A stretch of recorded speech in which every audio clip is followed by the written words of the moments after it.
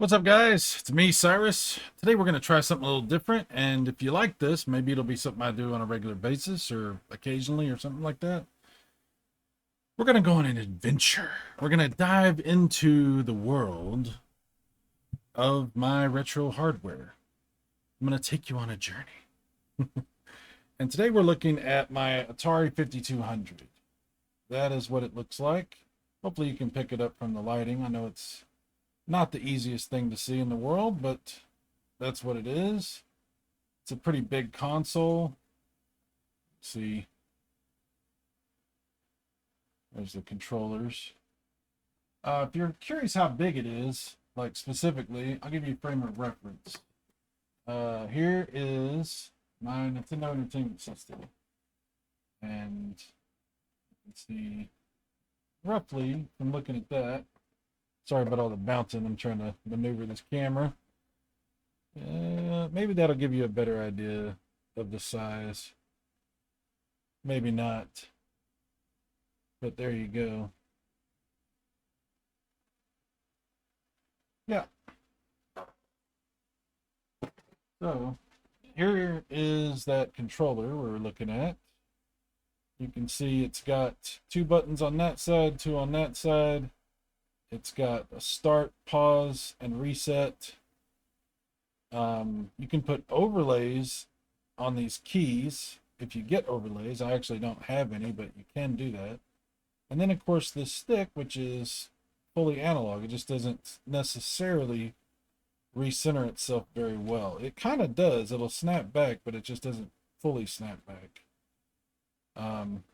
So my Atari 5200 has been modified to have S video output. It'll do composite and S video output.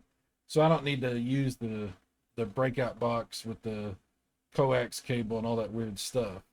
This is a 4-port system, which I'm sure you can't see because it's super dark. Sorry about that. But yeah, I've got two good controls plugged in, which is really necessary for a lot of the, not a lot of the games, but a few of the games that really take advantage of it. This game, which I just actually got today, is a game I've been wanting for a long time. This is the Dreadnought Factor. And I actually have this on in television as well as on Atari 5200 now. And it's really fun on television. This version is a little bit better. But I thought I would just kind of show you what some of these cartridges look like, what the hardware actually is, give you a chance to kind of examine it a little bit. And we can take a look at, what it's like when you want to put one in.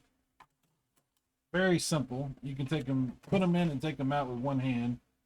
So it's very satisfying. These cartridges, this is a kind of a strange shaped cartridge. It's not a standard cartridge like you would normally see. There's some of these are non-standard type carts like this, and some are more regular. Here's those. Like here's another one that, oh my, this label is not good. You can see that, but the game works great, and River Raid is awesome on the 5200. You can see that's similar shape to the Dreadnought Factor here. It's just a kind of an oddball kind of shape. Buck Rogers, which I talked about recently. This is my messed up version. This is my newer cart, and that's also got a very distinct shape to it, very different boxy kind of shape. That's what Sega made right there. I'll show you what it looks like. It goes in pretty easily. There's a little struggle getting these ones out, but it does come out.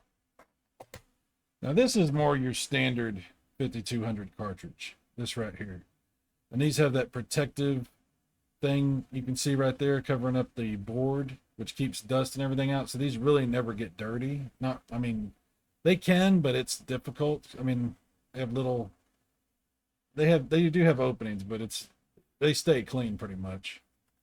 I forgot to mention that all these carts have these little spots on the back of the carts for you to store your overlays if you have overlays.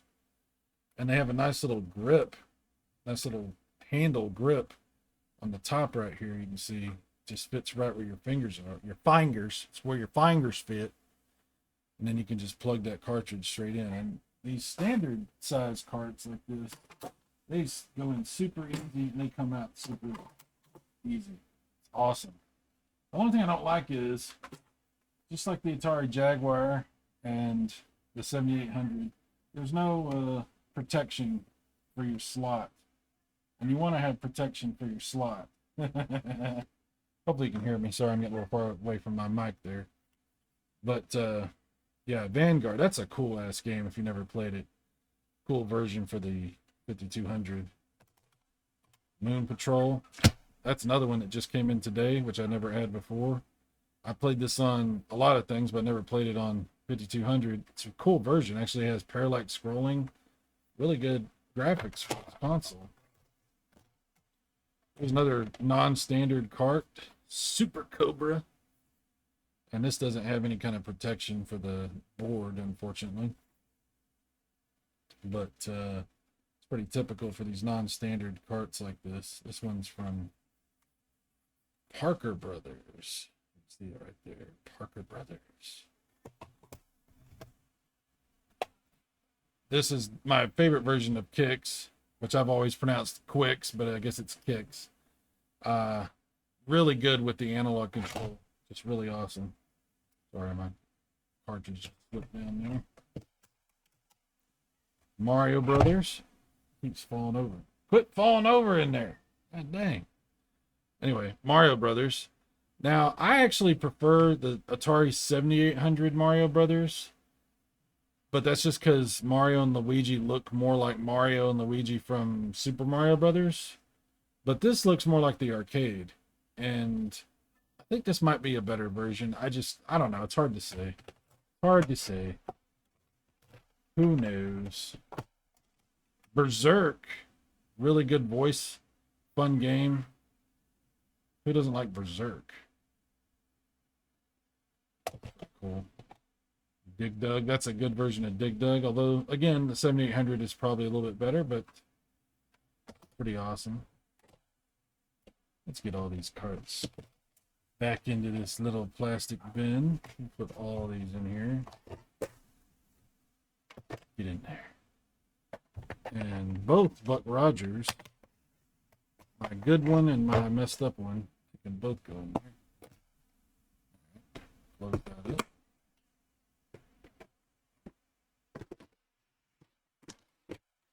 All right. Look at this. Look at this one. I haven't had this very long. Gorp is a game I've always loved on the 2600. But here it is on the 5200, and what a weird looking cartridge. Yeah. But it's a pretty damn good version of Gorp. I was talking with my buddy, Wired Up Retro, about this, and he was like, hey, because I told him I had ordered this. And he's like, yeah, it's got a lot, it's really sensitive. It's really sensitive with the controller. And he's right. The analog is very sensitive. But I'll tell you what, I love it because it's so much different from any other version of Gorp. You really do have to guide your thumb just barely on the analog. It's really cool because you feel like you have total control over what you're doing. It's really good. There's another game that feels kind of like that.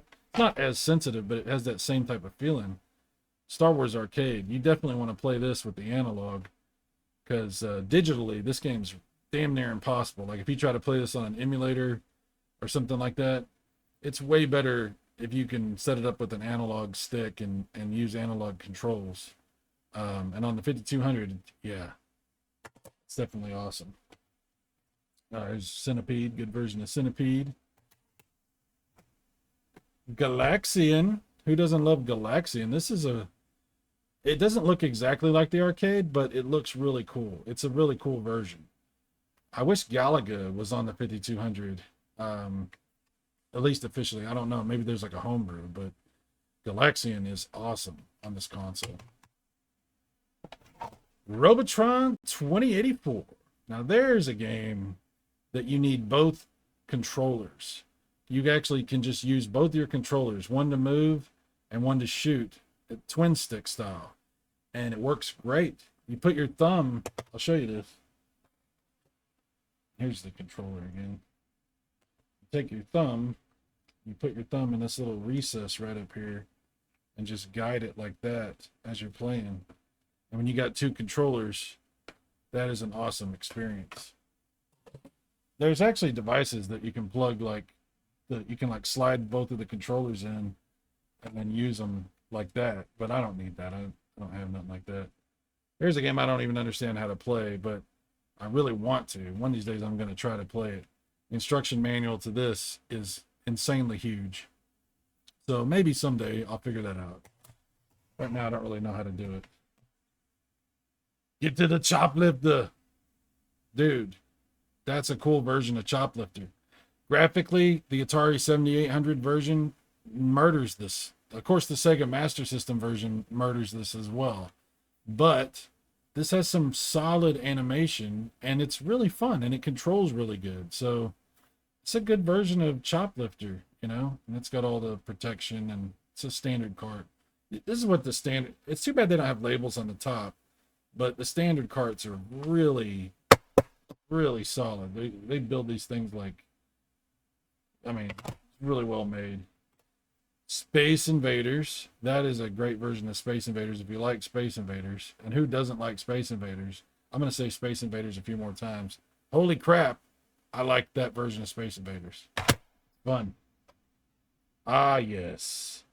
Ah, yes. This is my favorite home console version of Defender. Is it better than the arcade? Well, obviously not. That would be stupid to even suggest. But this version's really cool. Like, we used to have Defender on the Apple II, on the Apple IIe, and I thought it was awesome until I played this version, and I was like, holy crap, holy. It's pretty, this is way better. This is way better.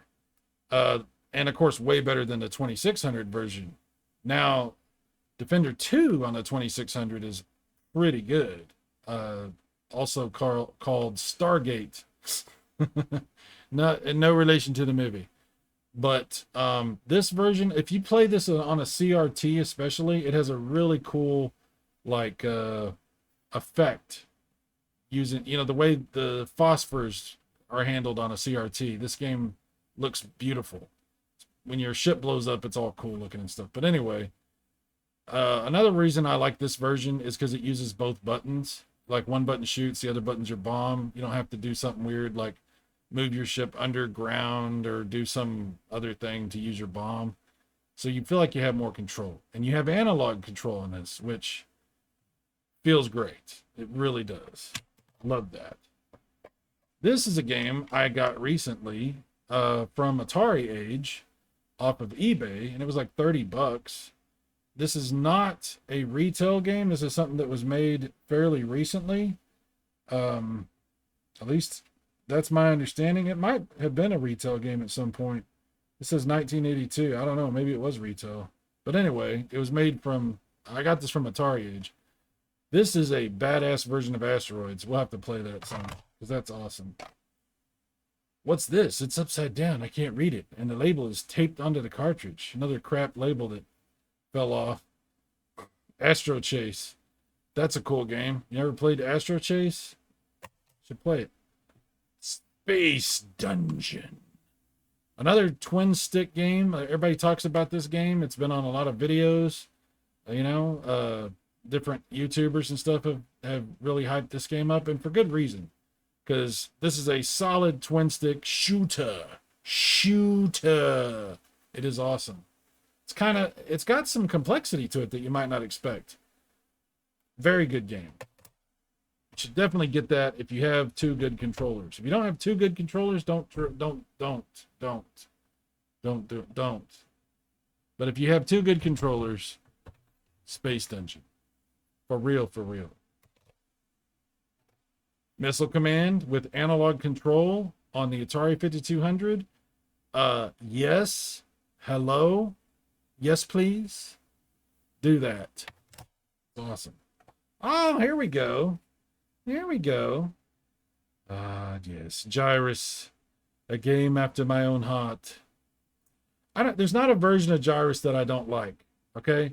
Now, the Nintendo Famicom Disk System version of Gyrus is my personal favorite, followed by the NES cartridge version of Gyrus.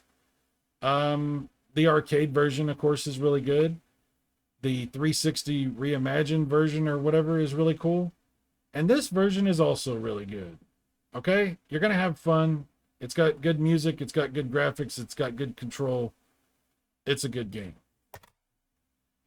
All right, let's put all these cartridges back in here.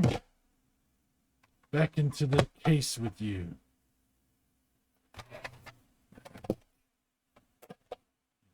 Oh, you're upside down.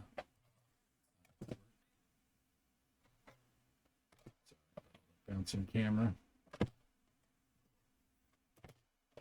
We're on an adventure. By the way, they do have a Adventure 2 for the 5200, which I believe is homebrew, but you can buy it, and I probably will be buying that. It's on eBay. I've seen it. So I definitely expect to be buying that at some point. I'll stick you over here with those and bring up the last one that I have. Now, I don't have all the 5200 games, okay? But I do have quite a few. Recently acquired Pitfall, as you know. Awesome. This is a cool-ass version of Pitfall. It's badass. Pitfall 2, which for some reason has a hole up here. Don't fall in the hole. Pitfall. Anyway, it's badass also. If you never played Pitfall 2, this is a good version. Definitely. Popeye. You can see this one was originally $10 when I bought it. Actually, if I remember correctly, this might have been... No, I think this was... I did pay $10 for this. I don't know. I can't remember. There's certain games that I bought at a retro store. Some I bought on eBay. And then some I bought all in a big set when I got a 5200. This one's labeled $10, so maybe I bought this at a retro store. Label's kind of janky, but the game works great. Popeye, that's an awesome version of Popeye. Q*bert. I am not any good at Q*bert. I've never been good at Q*bert, but that's a cool version of Q*bert. It's a little hard to control with the analog, so I don't really... Maybe I could put some more time into it and get better at it, but I never have. Frogger, you guys know how awesome I am at Frogger, right? Down Phoenix? This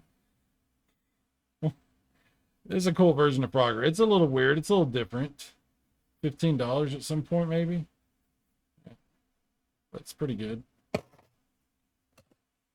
Countermeasure. Okay, I don't remember much about that game, so I got to play that more. I don't think I played it very much ever. But I remember it being fun. I just don't remember much about it. For some reason, I don't know why, but for some reason, Joust is a game that a lot of people don't enjoy. I personally really like Joust. I've always enjoyed Joust, and this is a fun version of it. Not as good as 7800 version. That's sort of a theme today, but it's pretty good. Pole position. Okay, analog control. This is so much better than trying to play this game on like the 2600 or even on the Atari computer. Because on the Atari computer, even though the graphics are the same basically, although the color is a little different, the controls are digital. So having analog control on this, I think, makes a huge difference. I like playing this version. It's really good. Jungle Hunt. That's a lot of fun. I don't know if you ever tried that one. Swinging around on the vines and stuff. It's actually really good. It's a good version. Kangaroo. This is kind of similar to Popeye, but it's a little more complex, and frankly, I don't totally understand this game. So that's another one that I got to spend some more time with, and maybe I can get better at it. I don't know. Kangaroo. Pingo. Pushing around blocks and stuff like that. Yeah, that's pretty good. That's a fun game. I like that. It's got good graphics and it's fun. Puzzle game. Miss Pac-Man, and of course, her husband, Both very, very, very solid versions of Pac-Man.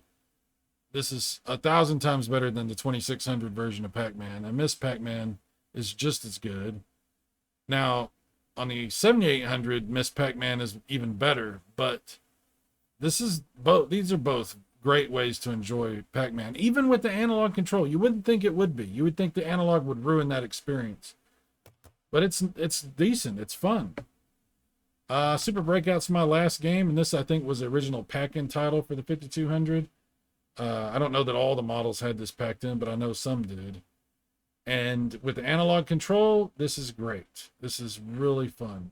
There's also a trackball controller for the 5200, and I do own that, but it's broken.